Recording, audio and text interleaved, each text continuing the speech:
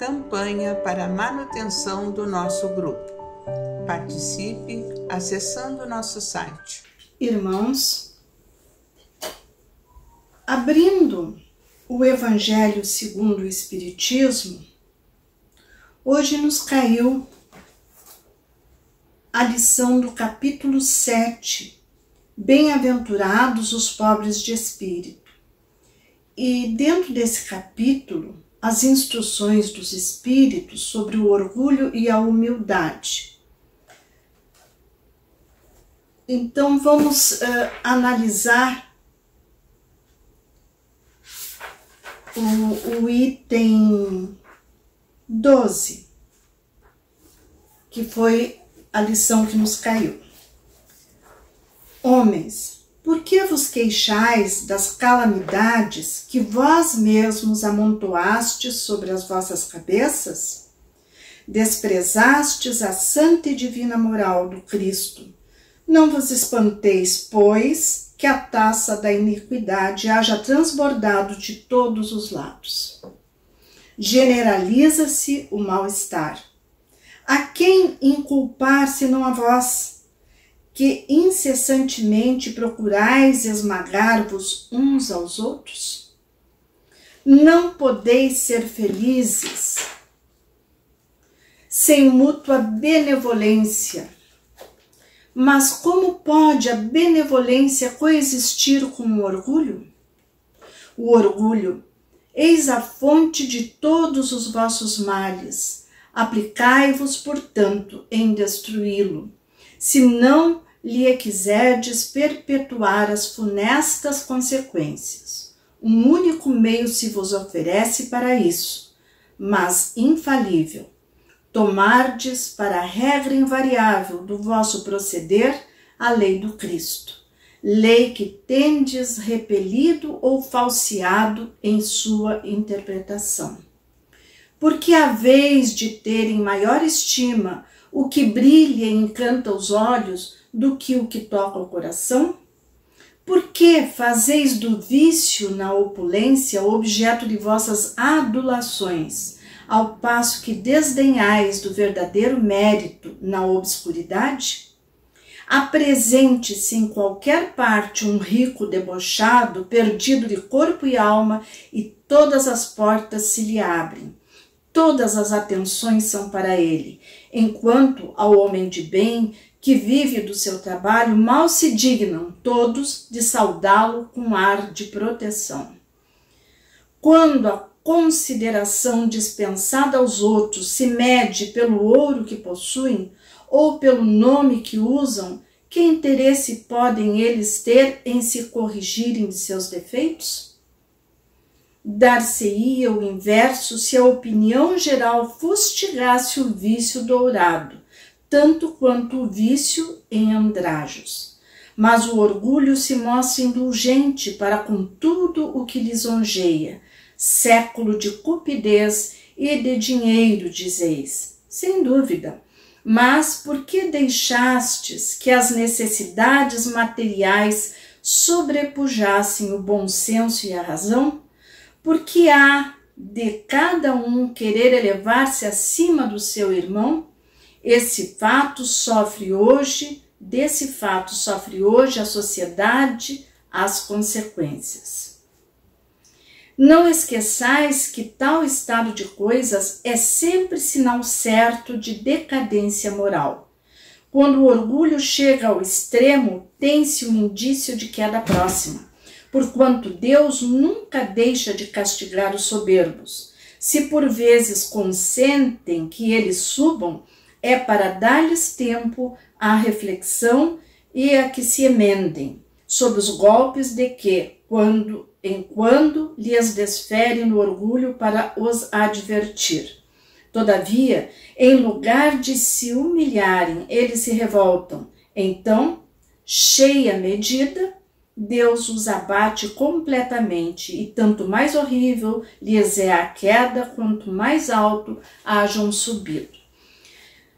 Irmãos, essa lição prossegue, mas nos parece que até aqui já temos bastante material para pensarmos, para fazer a nossa reflexão a respeito desse tema orgulho e de como o homem tem se portado ao longo das eras, porque o orgulho ele não é deste momento histórico.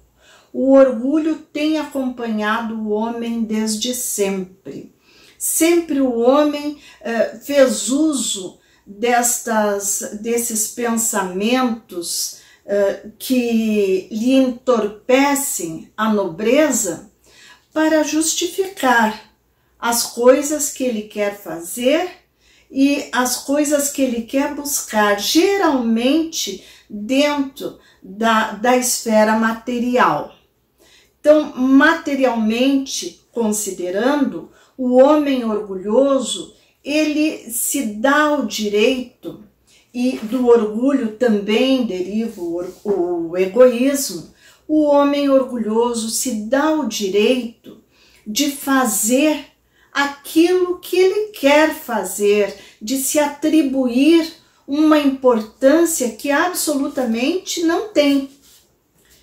Eu falo dos homens, mas eu quero dizer a humanidade. Todos nós temos em alguma medida no nosso íntimo esse orgulho, e esse orgulho é a trava que nos impede de instalar o mundo melhor, o mundo de regeneração, o mundo que poderia nos fazer felizes, nos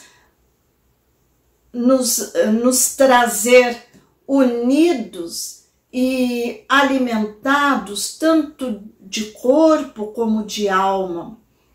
Hoje nós vemos, meus irmãos, que muitos povos na Terra ainda estão numa situação muito primitiva, cheia de necessidades. Há povos inteiros, países inteiros com dificuldade de acesso à água, ao saneamento, ao atendimento das suas necessidades básicas.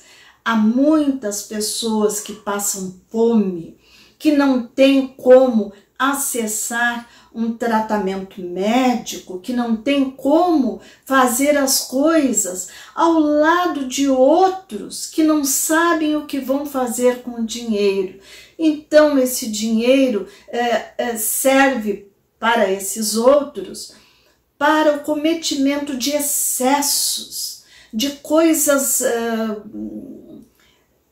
absurdas que fazem, como ter um carro folheado a ouro, como ter dentro de casa coisas em abundância que já não servem mais para aquela pessoa, que serviria para muitos outros, se não fosse tão mal empregado, colocando joias em bichinhos de estimação, que nos merecem, claro, todo o nosso amor e nossa consideração, mas que não sabem valorizar, e às vezes até aquilo incomoda, mas as pessoas, para alimentar o seu orgulho, mantêm aqueles animais enfeitados como se fossem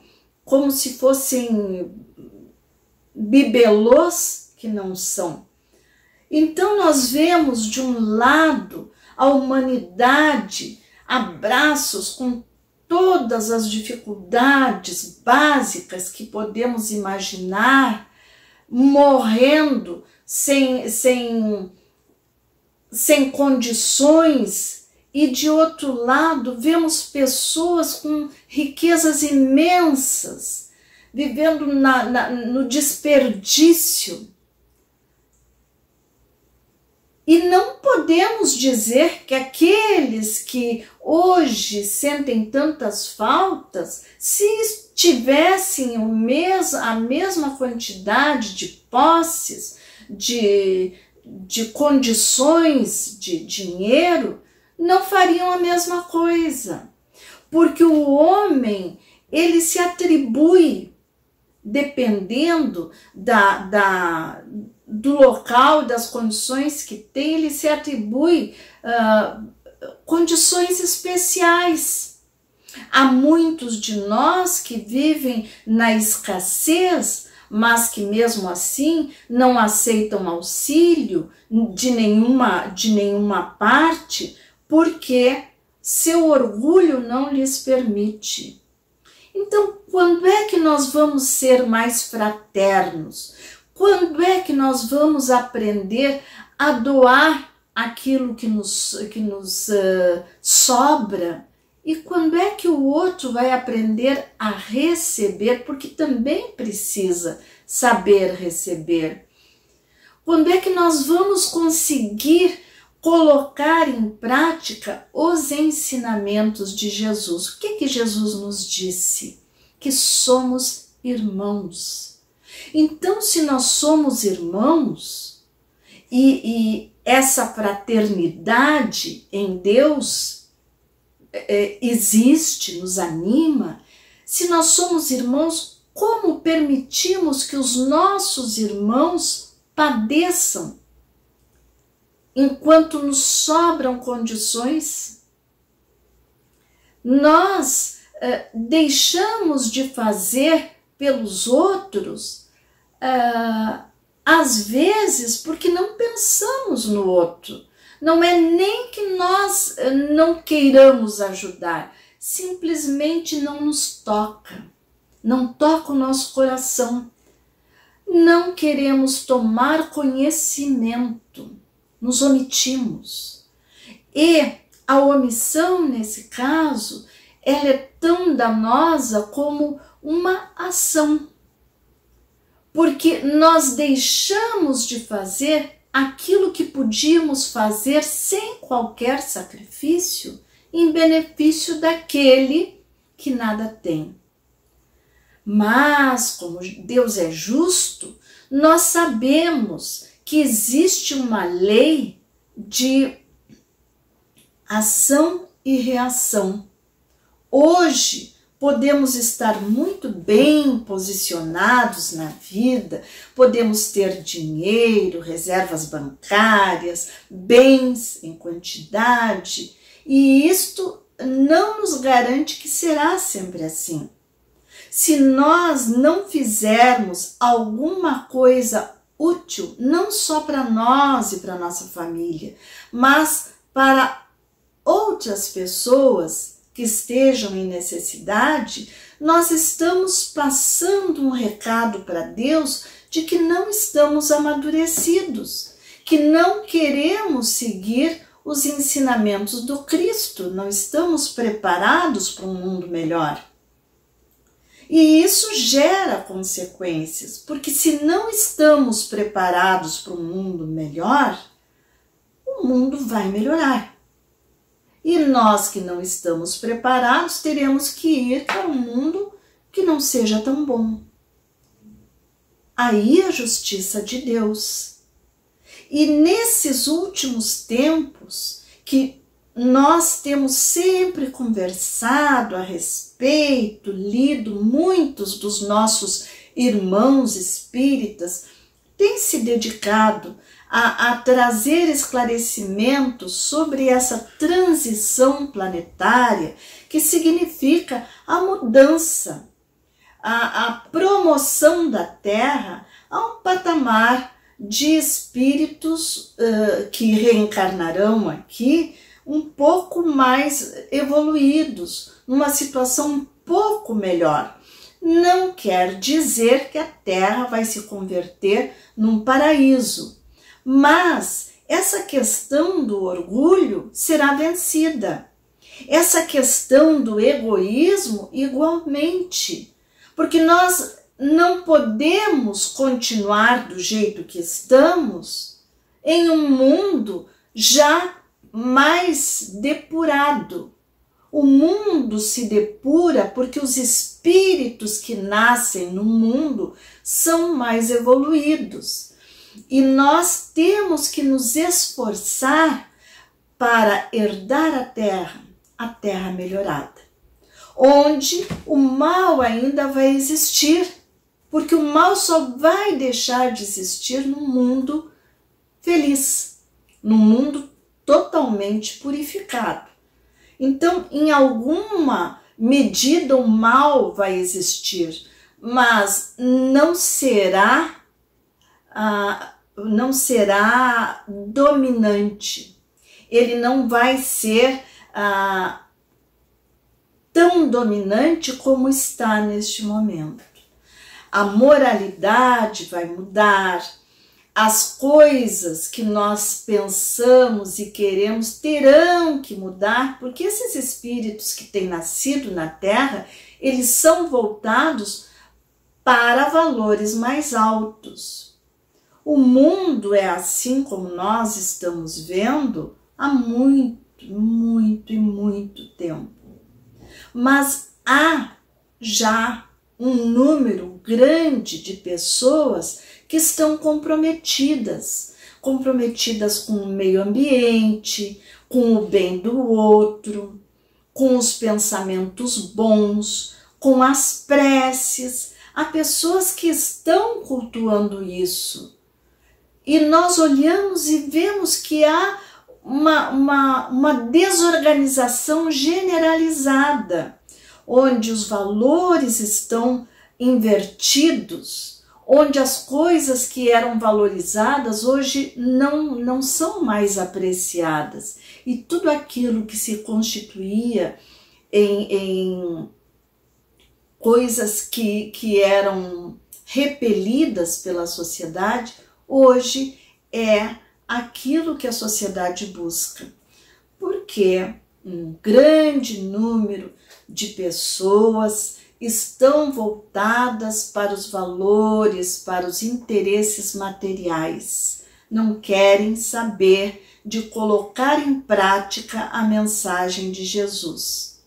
E um número expressivamente menor, há pessoas que já estão bem mais interessadas e bem mais empenhadas em fazer as coisas mudarem.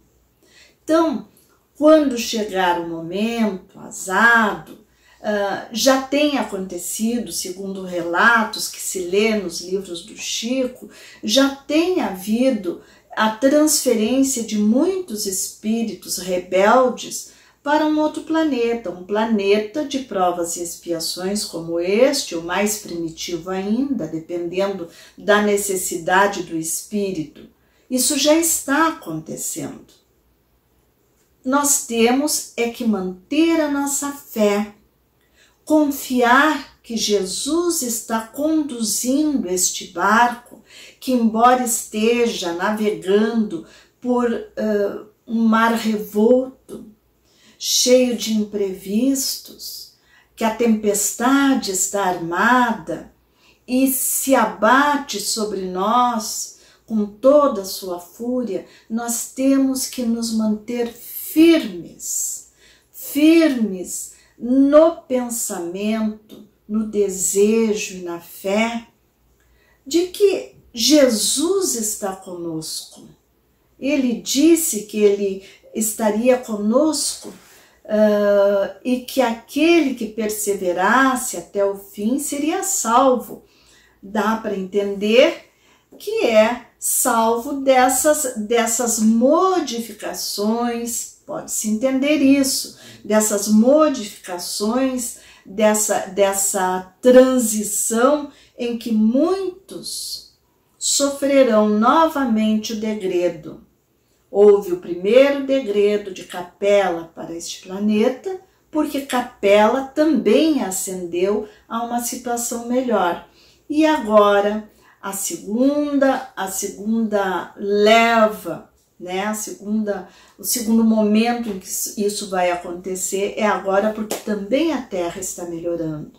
Então vamos procurar melhorar com a Terra, vamos procurar nos harmonizar, entrar na sintonia dos bons espíritos, para que nós possamos finalmente esmaecer em nós esse orgulho, finalmente nos libertar disso que nos tem feito sofrer durante muitas eras, nos libertar do orgulho, do egoísmo e de todos os sentimentos de não fraternidade, para nos transformar em seres realmente fraternos e fazer jus à terra melhorada.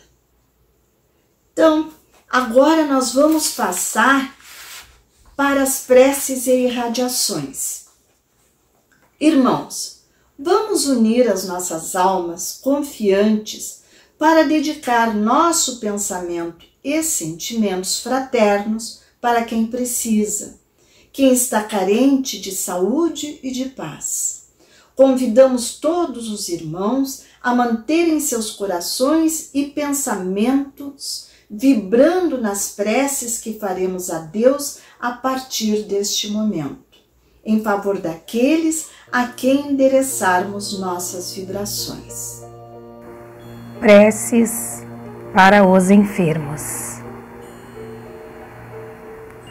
Neste momento, abrimos uma corrente de vibrações em benefício de nossos irmãos enfermos que se encontram em nossas casas, hospitais, casas de caridade e demais locais onde se acham passando por dolorosas provações.